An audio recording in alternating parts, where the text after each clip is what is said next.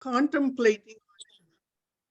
So I was wondering and resisting all the impressions it was giving me inside by just physically doing that.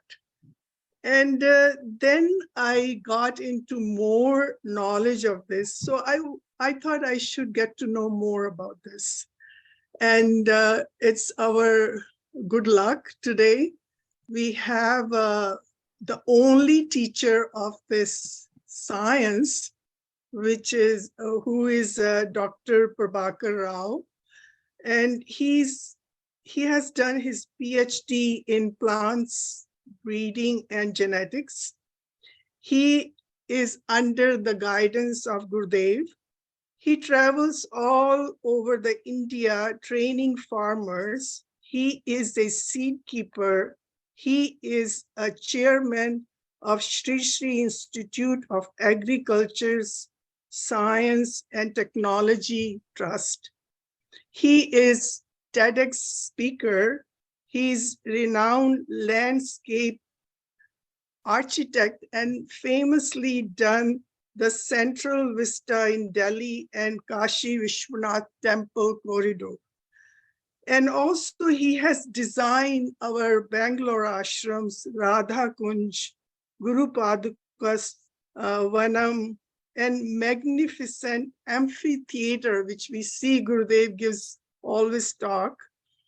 And he is always talking about this science of Mandala Vatika, which I was always wondering and doubting my experience. Is it right or wrong? Is the angels around it to fulfilling my wishes or just drawing the lines on the paper? How can this be possible? So warm welcome, Dr. Rao. He's right here with us.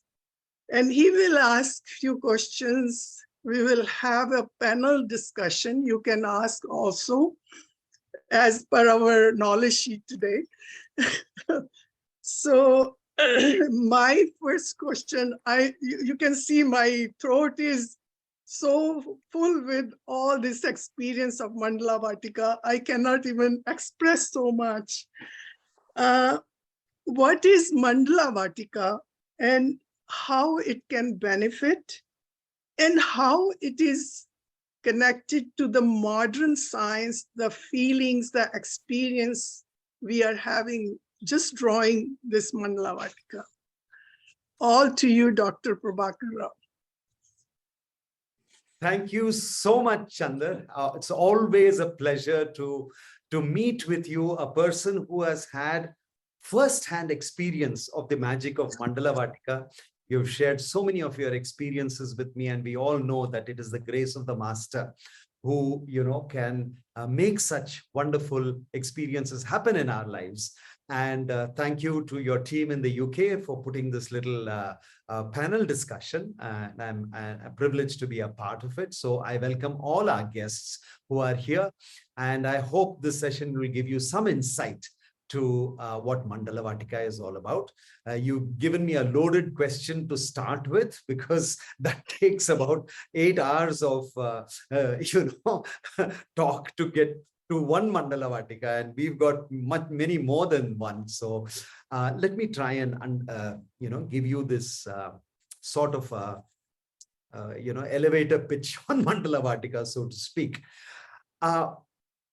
First of all of us across the world, regardless of what our cultural background or educational background or scientific background is, we all understand that somewhere at some point, this universe was created. It happened. A creation happened.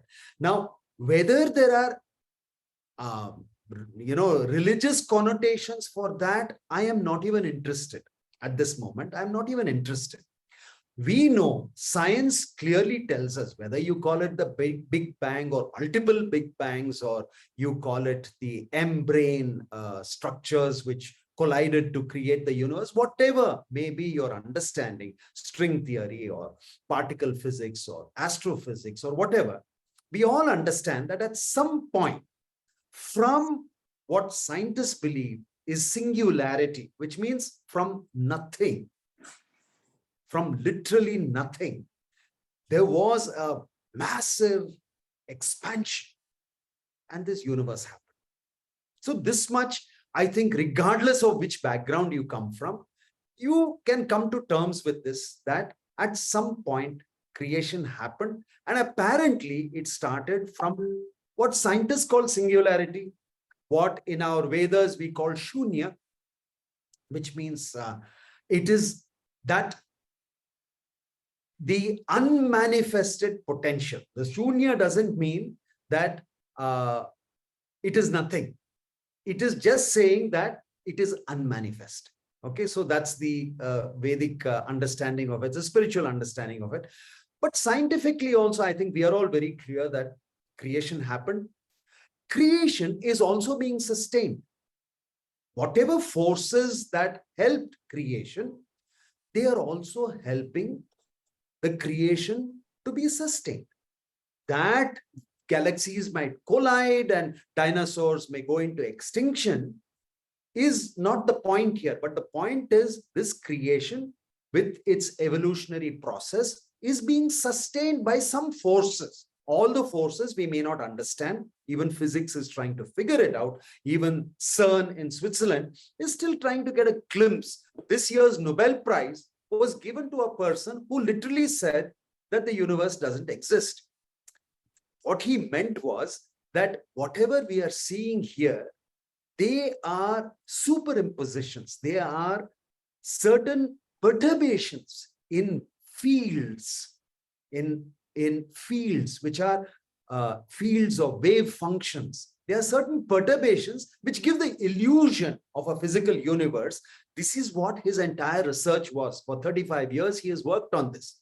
And today he got the Nobel Prize for it. But if you actually see, what he says is that whatever we think the universe is around us, the physical universe, actually it doesn't exist. Yeah. So science is getting there. Yeah. That from nothing, a universe got created, which actually is not there, but we can experience it. And it is being sustained by the same forces which have created the universe. Okay. We can give various names to all this. We can call it, we can call it a field, a boson field. We can call it a photon field. We can call it an electron field. We can call it a muon field. We can call it many, if you go to the standard model of particle physics, there are certain names given to these fields. Yeah. If you come to India, for thousands of years, we have also given names for these fields. We call it Shiva, field of Shiva. We call it field of Vishnu. We call it field of Brahma. We call it field of Ganesh. We call it field of Durga, whatever. We have got thousands and thousands of divine energies, which are nothing but the creator, the energies, the wave functions which created the universe. We have given them names and maybe we have deified them. We've elevated them to the status of gods and things like that. Regardless, at the fundamental, they are all fields of energies. It's the same energies which created the universe. It's the same energies which are sustaining the universe. It is the same energies, even the physicists agree, at some point will collapse the universe. And that cycle might get repeated. This is what 5,000 years ago, our Vedic text said. This is what the scientists today are more or less in agreement on. Yeah. Now, Mandala Vatika is a very beautiful science because what it says is, if the creation happened, it had to first start with waves interacting with each other. Okay. So if you take a still pond of water and you put two pebbles, waves will get generated and those two waves collide each other to form a third wave. That third wave will again interact with the previous waves to create more waves. And you get a whole beautiful geometry that happens.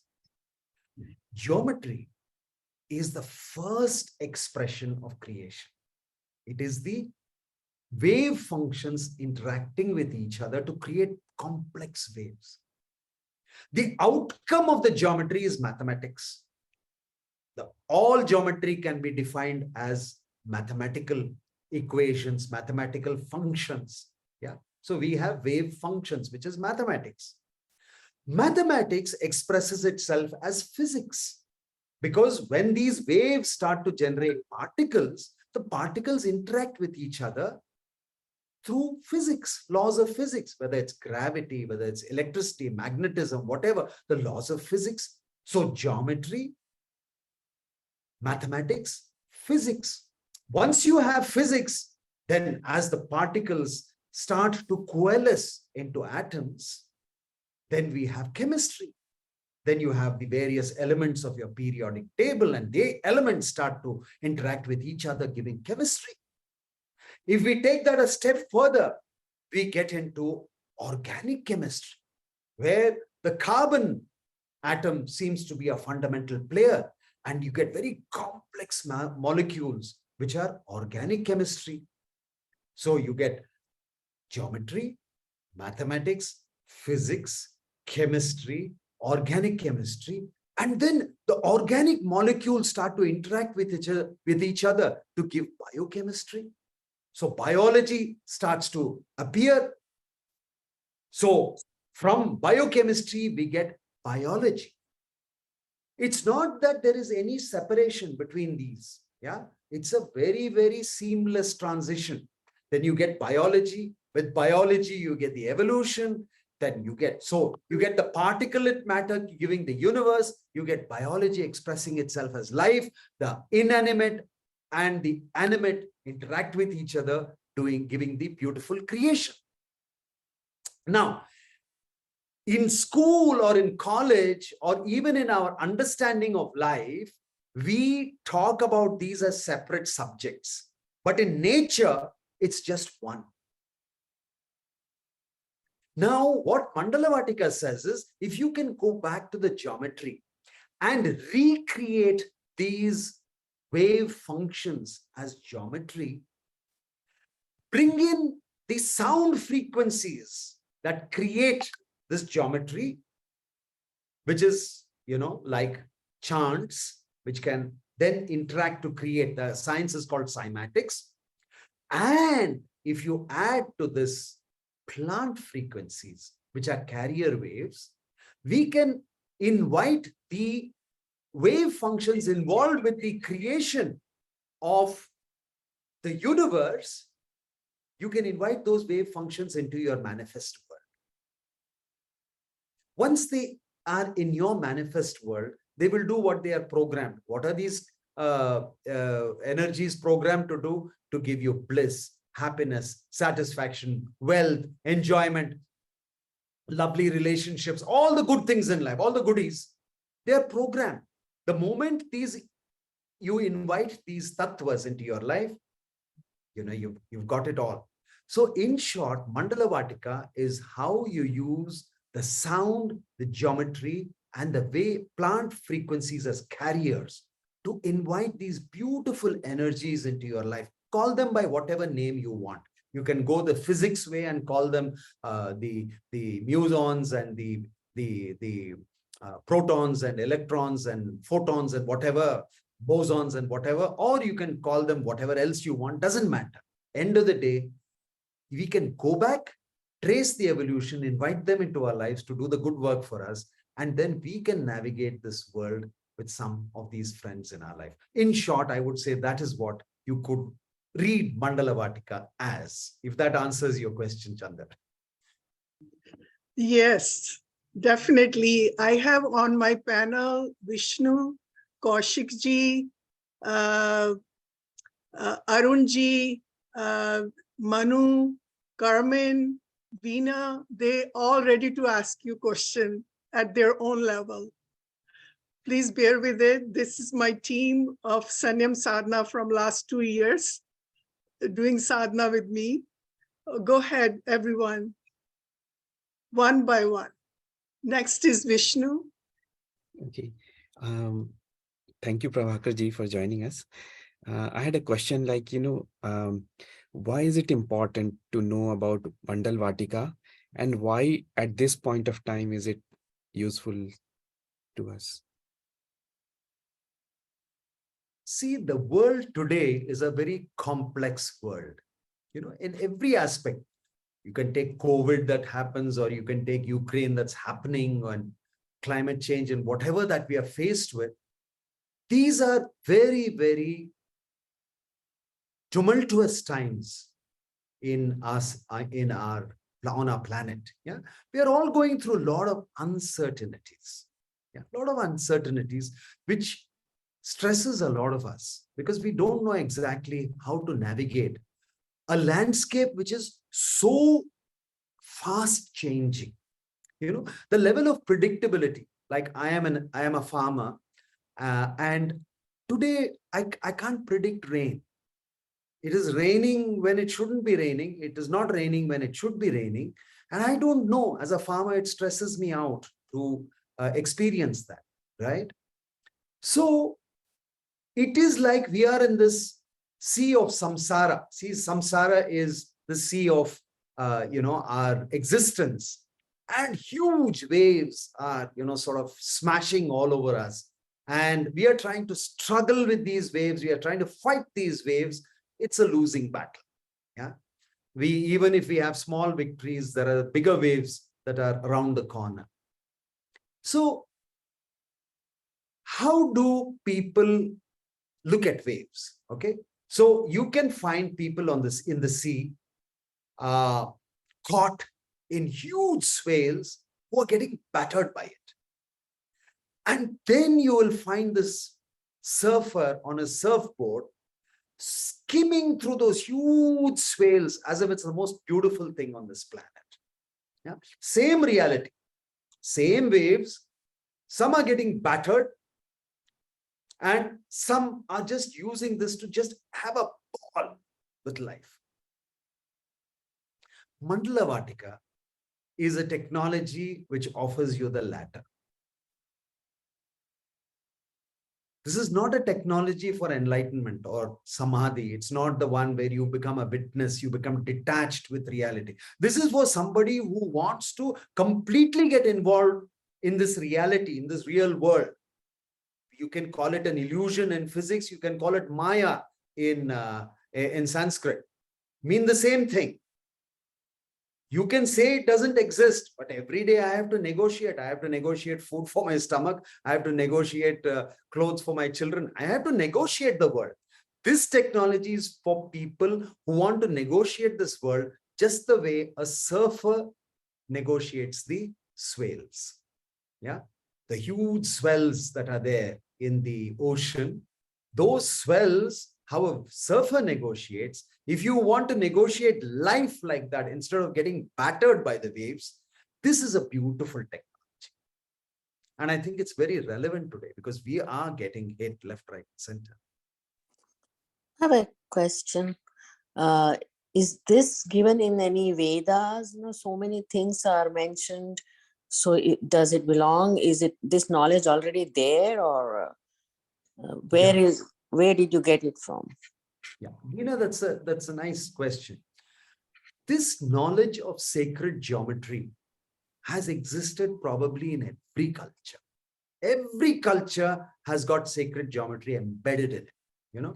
You take the Egyptian cultures, you will find a whole lot of sacred symbols. You take Judaism, the Star of David, and the Merkaba meditation, which is the three-dimensional representation of the Star of David, very much there. You take the Arabesque Islamic geometry; it's full of sacred geometry. Yeah, you take Shintoism, you take Buddhism. They've taken sacred geometry to another level altogether. You take the Vedic traditions, mandalas. In fact, Gurudev says, we all, in our tradition, we go to the temples where we have a idol. Yeah, we have a deity to whom we perform our rituals and we ask for blessings and things like that. Gurudev says, the idol is just for you to have something physical to focus on. Under the idol, there will be sacred geometry, the mandala. He says that is the important. That is where that energy of that tattva or the tattva, the devi or the deva or whatever, the energy of that particular God form, it is embedded in that sacred geometry. That is important. Even if the idol is not there, you can still invoke that energy through the sacred symbol. Okay. So sacred geometry is not just in the Vedas. In the Vedas, they've taken it to a very high degree of identifying and characterizing geometry with a particular god. So if you have Vinayaka, the elephant head god, there is a geometry for him. If you say Durga Devi, there is a geometry for her. If you ask for Kartikeya or Murugan, there is a geometry for him.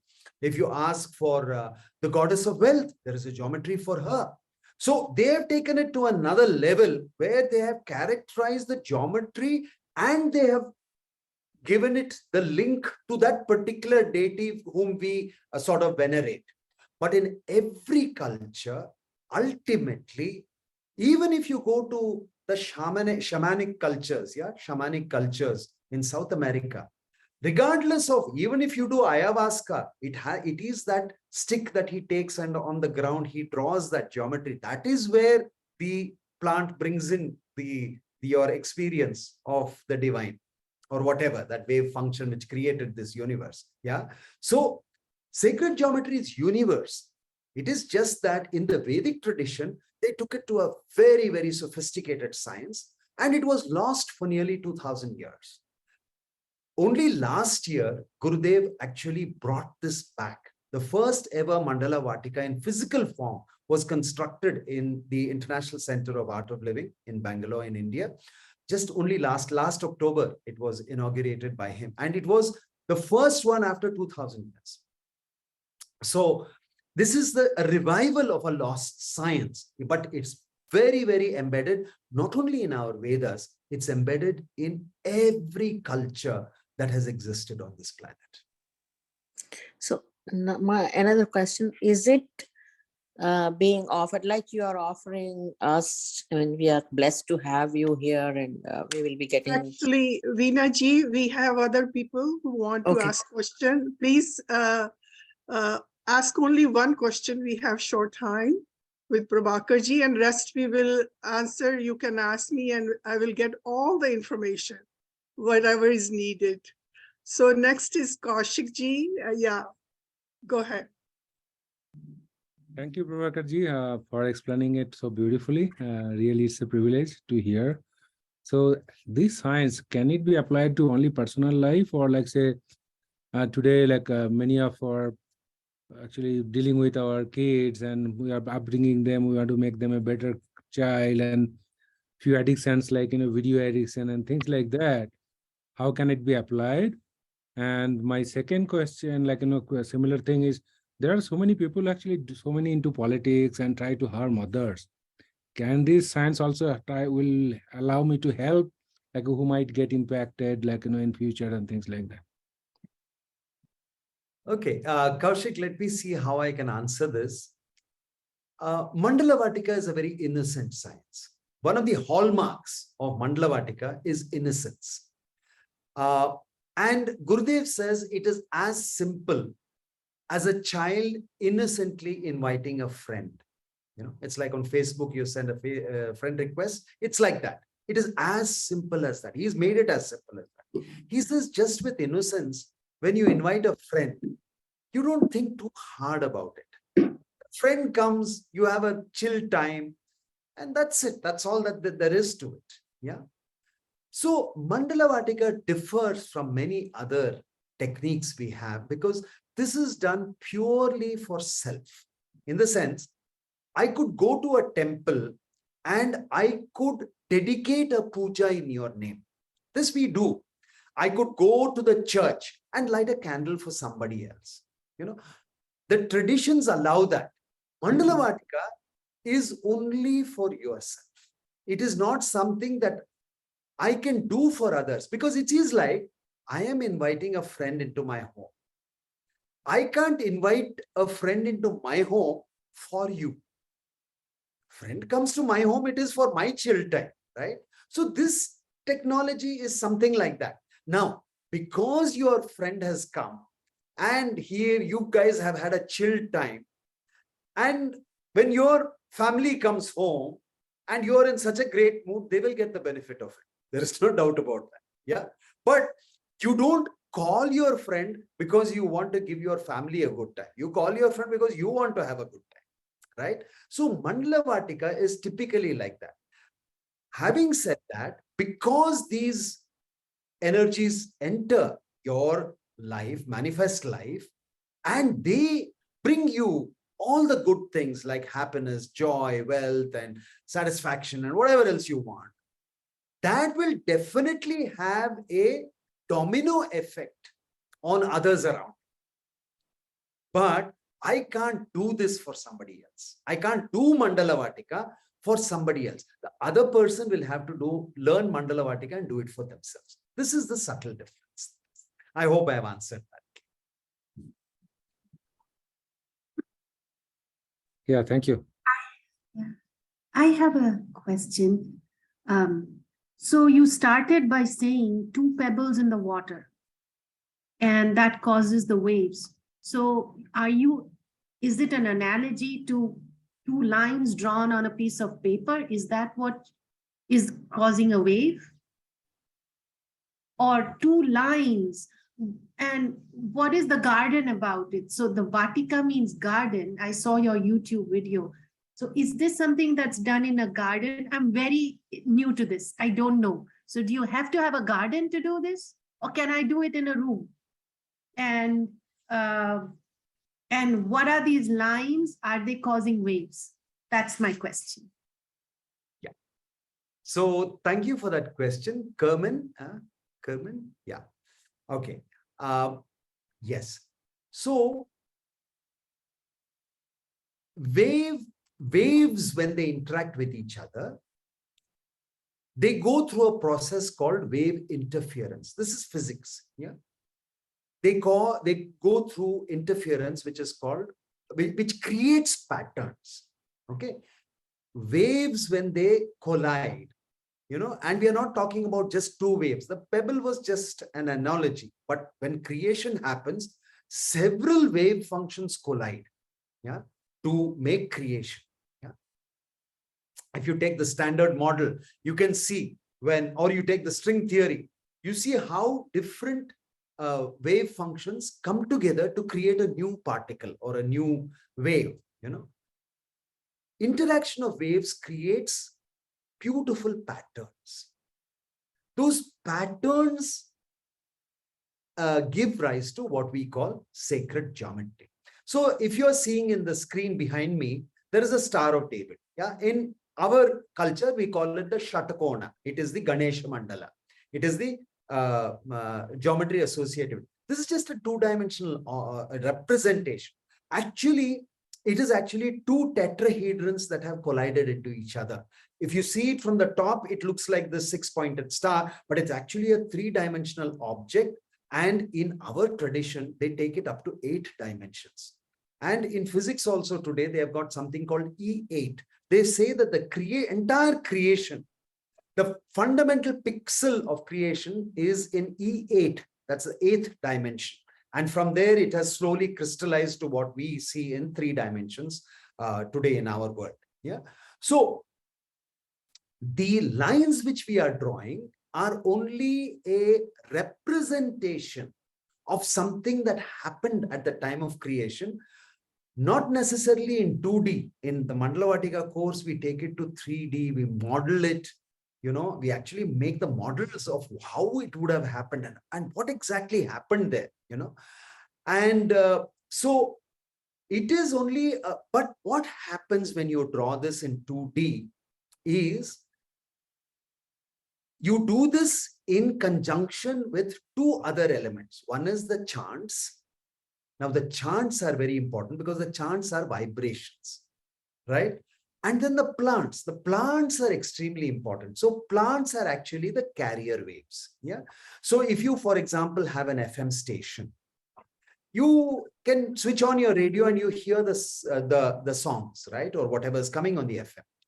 Now, the FM station has got a broadcast wave that is continuously being broadcast. On that broadcast wave, packets of information, which is the song that you hear. But that wave is the carrier wave. In Mandala Vatika, for us to experience that tattva, get that wave frequency into our manifest creation, plants are like antennas. Plants are the carrier waves on which these entities, whether we call them wave functions or entities or wave frequencies, yeah, the fundamental fields of the universal creation, they can come into us through these a combination of geometry, sound, and plants. Plants are carrier waves. Yeah. So you can see, for example, why if you want a break from work, why do you go to a park? Why do you go for a walk in the park or in the street where there are trees and things like that? You think it's simple because they give oxygen and take carbon dioxide? No, because there is a certain impact they have on your reality. The frequency of each plant has a frequency. We go deep into that in Mandala Vatika. Each plant has a frequency. You can actually map it.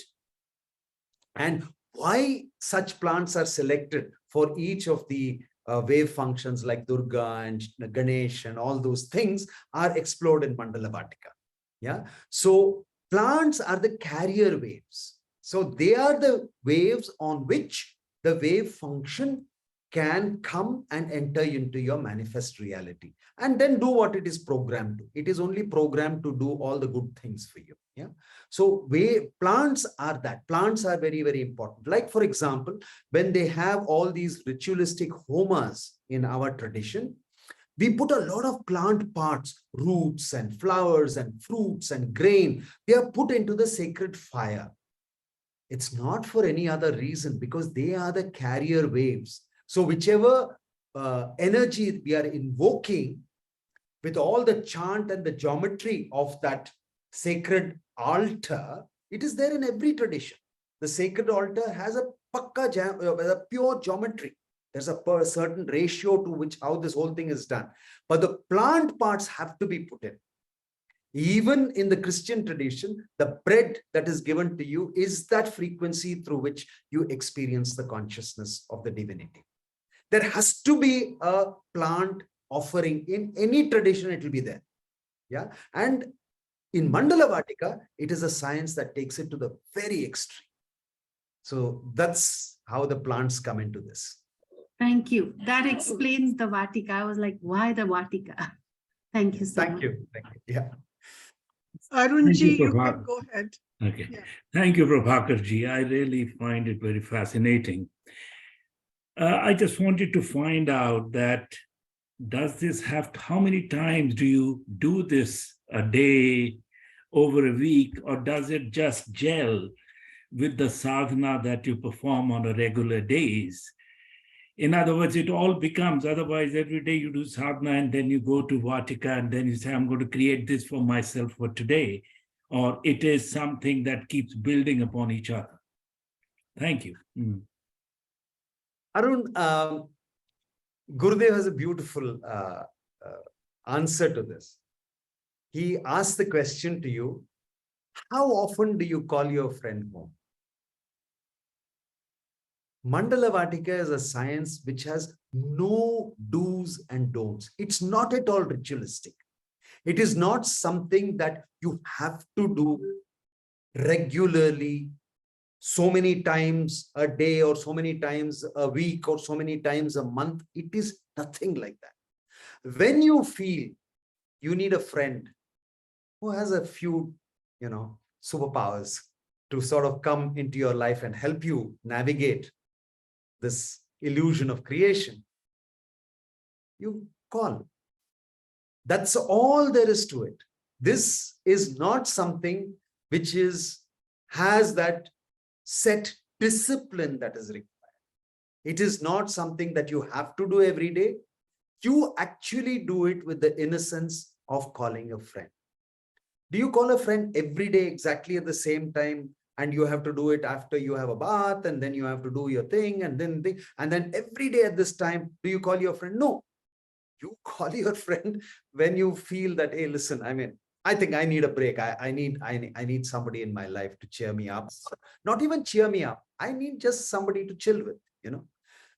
So Mandala Vatika is one of those traditions which belong to a civilization which existed probably 25,000 years ago. Even now they're excavating. Now they put the date back to 40,000.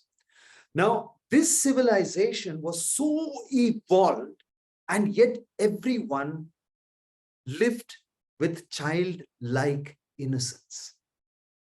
They could fight off their invaders. They never had an army. They paid their taxes. They were never tax collectors. In the entire excavated civilization, they had more than 500,000 people living in the city. There was no royal palace. There was no temple. They never had one head of their spirituality. They never had one head who is the political head, a monarch. And yet the whole civilization lived in perfect harmony. All of them lived in the same kind of houses. They had flush toilets. This is, I'm talking about 25,000 years. They had flush toilets. They had dental filling in their teeth.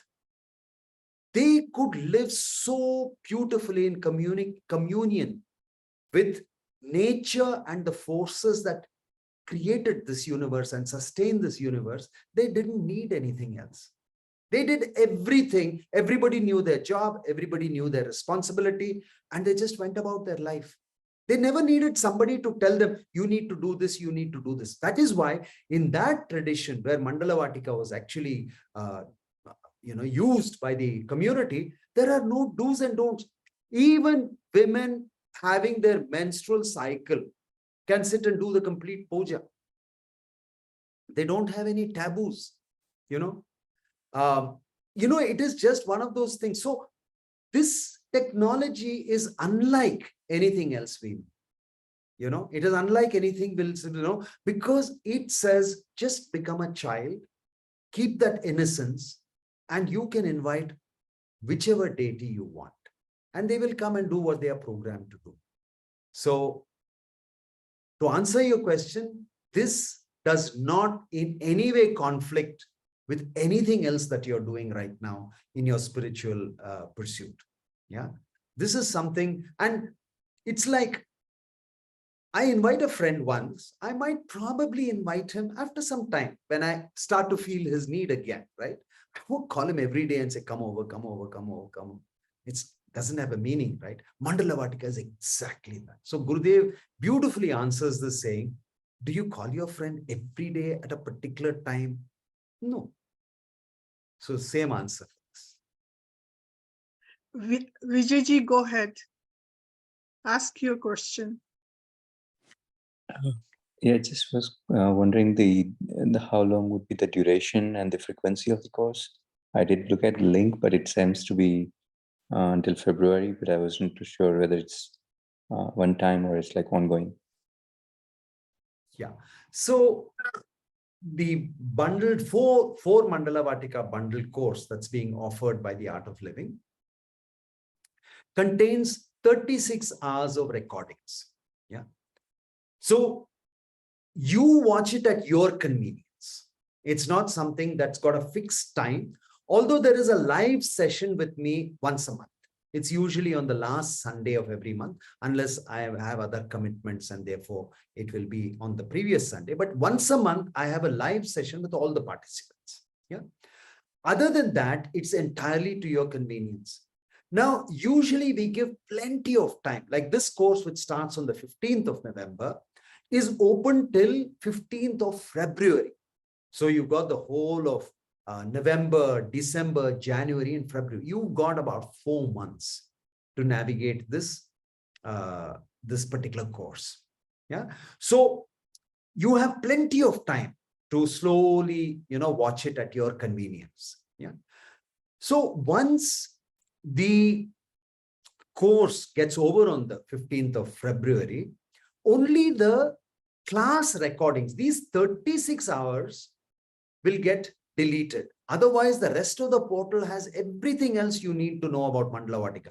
How to draw it, how to do the puja, how to create landscapes if you want as physical landscapes, all the other videos that help you understand Mandala Vatika, draw Mandala Vatika, experience Mandala Vatika, do the pujas and everything else, they will be available to you for lifetime. Only these 36 hours will get frozen. Yeah, these videos will not be accessible after 15th of February.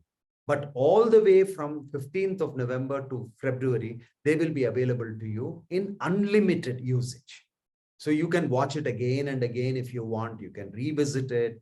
You can do whatever. So Gurudev has kept a very, very flexible platform, which to our modern day demands of our time, etc., etc., it will fit in very easily.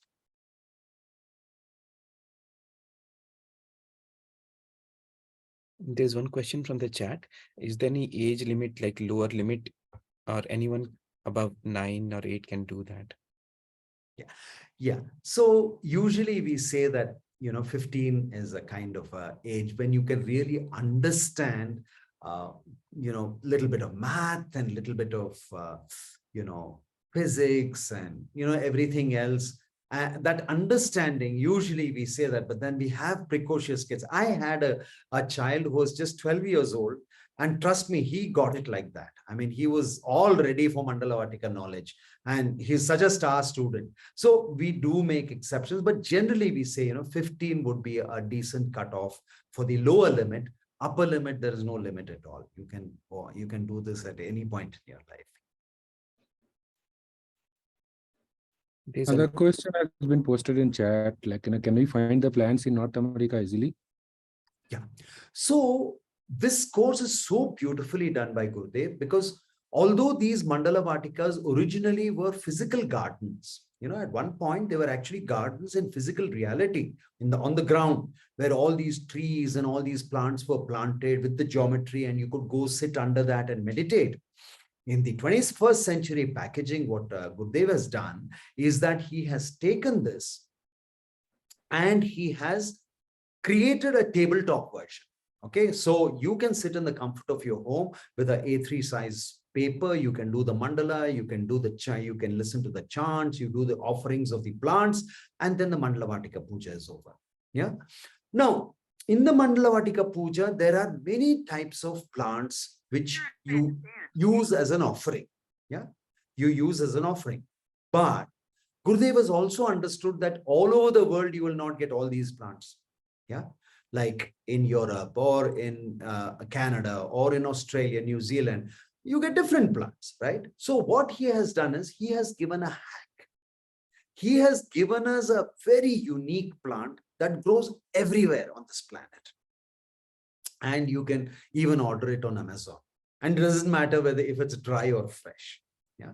So in fact, in many of our pujas, we offer dried plants, yeah, because the frequency wave carrier is still the same, whether it's living or dried, it is fine. It's absolutely fine. So he has got a hack where there is one plant which is available universally, which has got a huge history to it. It's got a huge science behind it. And it is what we call a universal carrier wave. Like you have a hotel where you have locks for every room, but there'll also be a master key, for which can open everything, right? You have a universal. So you have got spanners, many sizes, but you will have a universal spanner, which can fit any nut, like that. Gurudev has actually, he has taken this from our tradition only, where we have this particular plant, which is universally available. You'll get the full details once you do the course, but lest you be, assured, you don't have to worry. We have a hack for you, where any part of the world, you can experience the magic of Mandala Vatika using this plant, which you can even order on Amazon. So there's no problem. Another question is it open to Art of Living participants only, or is it like open for all? Oh no, the bundle course, the first course, is open to everybody. In fact, about 60% of the people who register for Mandala Vatika get exposed to art of living for the first time. They don't know anything about art of living, but they come in because they are very intrigued by the science which deals with sacred geometry and waves and functions and frequencies and energies. So they're very intrigued. They come. Of course, once they come in, they do get exposed to art of living, and in fact, many of them go on to do our happiness programs and our DSN and advanced meditation XAH programs and things like that, because they understand the importance of these programs. But 60% of our registrations are actually people who come in contact with art of living for the very first time. Many of them join this course, they do not even know who Sri Sri Ravi Shankar ji is, Pujya Gurudev is. They come and only then they start to Google and find out what is this art of living and things like that. So it's open to everybody to answer your question. Prabhakarji, can I just ask another question? One of the things when you give examples of past civilizations, hundreds, thousands of years ago, they had a respect for nature, which we have lost. Does Mandala Vatika practice would reintroduce our oneness with the nature, and that, it'll encourage and propagate that? Absolutely. Absolutely. Without doubt, the understanding that you have in Mandala Vatika, where everything in this universe is one. This experience, we all read about this in various traditions, but physically experiencing that oneness in a very unique way in Mandala Vatika, beyond, that's what I said, I spoke about this with the earlier group that I was with. We have got compartmentalization, but in Mandala Vatika, we understand everything starts, the entire creation started with just waves interacting with each other, giving geometry. That geometry gave mathematics, because any geometry happens through mathematical wave functions. So geometry, mathematics, then when particles are formed, they interact through physics. So geometry, mathematics, physics. When particles come together and create atoms, you get chemistry. From the chemistry, you get organic chemistry, biochemistry, life happens, and evolution happens. The whole universe gets created, and we are a part of it. But actually, in nature, there is no divisions of geometry, math, physics, chemistry. It is seamless. Mandala Vatika actually helps you experience that seamlessness, where a piece of stone and me are no different. We are made from the same fundamental waves, which create this entire universe, which sustain this universe, a universe that doesn't exist. This year's Nobel Prize was for a guy who said that the universe doesn't exist. Yeah. So this understanding that all this is just that one creates an intense respect for everything in this world, not just plants, even stones and water and all the inert elements that are there. Understanding that it's all one, that is such a blessed experience to have. Then you will never go and cut a tree or something like that, because it's like cutting half your lung. You got one lung inside your body, which takes in oxygen, gives out carbon dioxide. Then you got one lung outside your body, which is taking that carbon dioxide and giving you back the oxygen. When you understand that these two lungs are a part of a whole, why would you want to cut one part of your body? Your understanding, there's a shift in the way you understand the interconnectedness of this universe. So Mandala Vatika, oh yes, by all means, I think it helps you develop a strong respect, not just for plants, for every form of life and every form of non-life, because there is no difference. Nature has never differentiated between living and non-living. It's the same particle of carbon and silicon and nitrogen and whatever that become you. Life has never made this distinction. We have made distinction, living, non-living, plant, animal. We've made these distinctions. Mandala Vatika helps you understand the interconnectedness in a very, very deep way.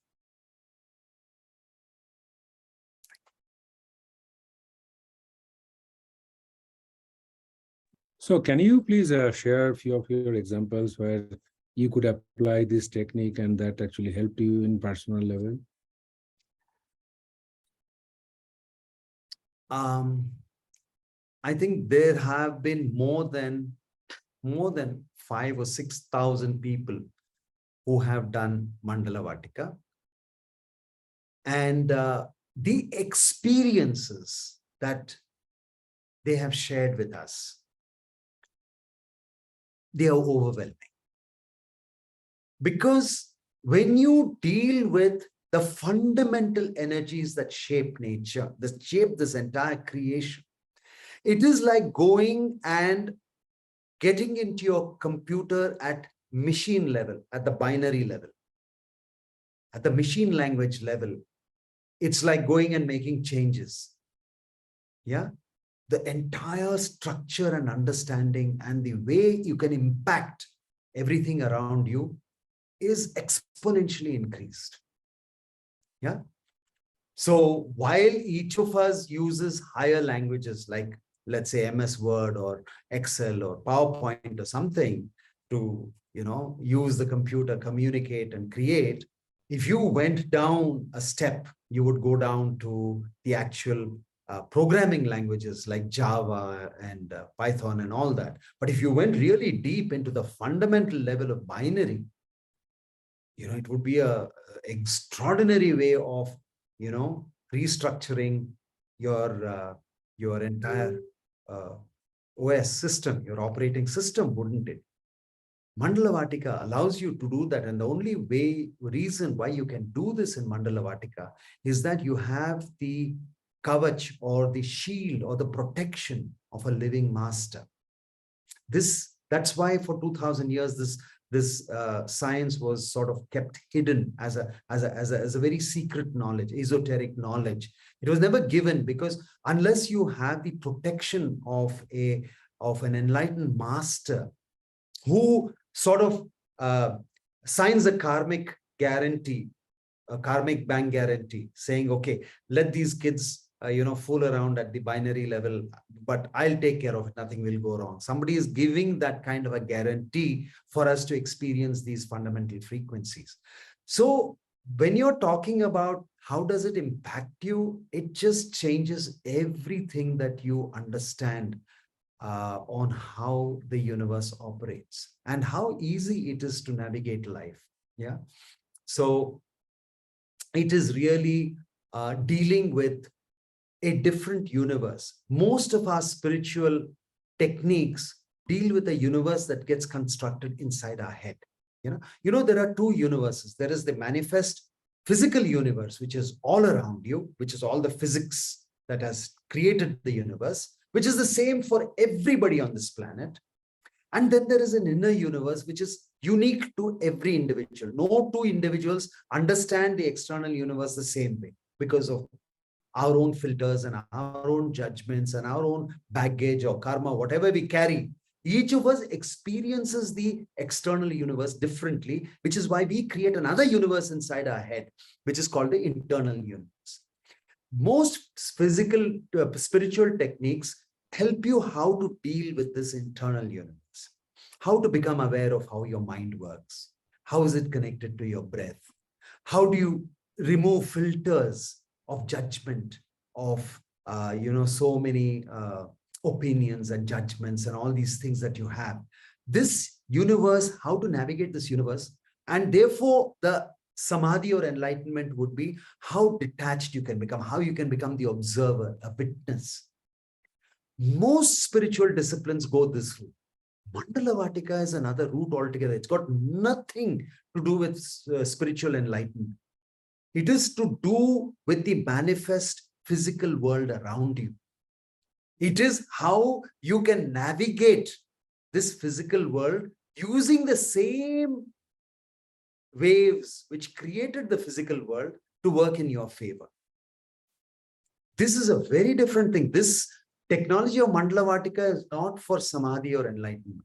It is for a person who wants to really enter into this physical world, which we have to negotiate daily, 24/7. We are in this physical world, you know. I can keep telling myself this is all an illusion. I need to be detached. I need to be a witness. You can say that. That's another path. But this path is all about saying, yes, this is very real. And I have got friends whom I can call and they will come and help me navigate this. It's a very different technology. So rather than, you know, talk about what it's done in my life, I would ask you to just take a leap of faith and experience it as the thousands have done and experienced it. Prabhakarji, I was just looking at the website and it says it's 6 a.m. to 8 p.m. First of all, this is the international website. So it will be, if I'm on the East Coast, so it'll be the Eastern time and I can do any of that time. How long duration do I need for, say, each of the segments? Yeah. This bundle course, when you get the welcome letter, it will tell you very clearly that this welcome course is it's 36 hours of recording. You have access to it 24/7 till the 15th of February. You can sit and choose your time when you want to experience it. You want to go through it, you can do it at your time, whichever is convenient to you. We have certain times for the live session, but then you can watch the recording. You can send me the questions beforehand and I will answer it during the live session. And you will have access to the recording, which you can watch again at your convenience. So Gurudev has created this online platform for Mandala Vatika, which is totally flexible. It's completely flexible, user-friendly. There are no fixed times for the Mandala Vatika sessions. It is your choice. You do it when you are ready to do it. So there's another question. After February, will there be another course because she has some other commitment? For surely. I mean, these courses have been going on from 2020. Late 2020 was when we first had our Siddhivinayaka Mandala Vatika, the first one, and then courses, of course, happen. I mean, they don't stop. But when the next course is going to happen, because after February or somewhere during February, we have the teachers training program of Mandala Vatika. Just now we finished the pre-TTP of Mandala Vatika and we had 161 people who have expressed interest to become teachers. So we had the phase 1 of their training. Now we have the phase 2 that's coming up in February. So it will be after that for sure. But it happens all the time. And since it's just online flexi viewing, you can do it at your convenience. But all I would say is if you do have to call a friend, why wait? Because it's so flexible, you know, you've got 4 months. Yeah, no, in December, January, you've got 3 months to watch 36 hours of recording. You can do it in 1.5 days if you binge watch it. Yeah. I'm not saying you should binge watch Mandala Vatika. You should give it time to sink in. But I'm saying for 36 hours to watch, you got 3 months. You should be able to call your friends in that time. Yeah, thank you very much. It was very nice, a great pleasure from all of us from North America to witness this. We are so grateful for your time. And in case if someone still has question, some of us have already done the program, we can answer your question. But yeah, Dr. Rao ji, it was very nice on a Saturday morning to come from all the way from India to answer our questions. Thank you so much. I wish you all the best. Thank you so much, Vishnu, Chandraji, and Prabhakarji. I just want to share, you know, I got this book, Prabhakarji. It's called Relaxing Mandalas from a shop here. It's been lying in my like study place for years, and I have not, like, you know, 1 or 2 pictures me and my daughter painted. But today I opened it and it says at the back that inspired from the Hindu and Buddhist traditions, and each picture has about chakra, about medicinal. Wow. I was like, when you get to know about the science, it will be so beautiful. But I opened that book today. Thank you so much. Thank you. Wow, awesome. Thank you all, and Jai Gurudev. Jai Can Gurudev. this course be repeated? Yes, I mean, sorry. Yes, I just heard that, so I didn't click leave meeting.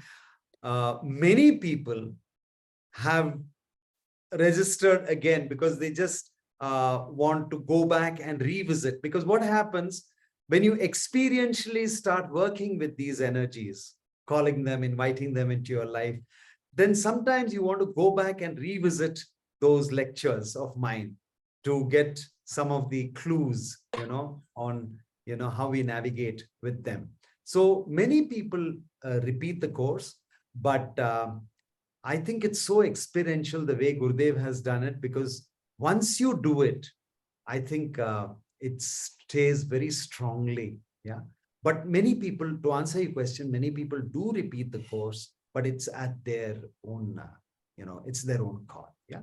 Okay, then 8:30, wonderful timing. Great. Thank you. Jai Gurudev. Jai Gurudev. Jai Gurudev.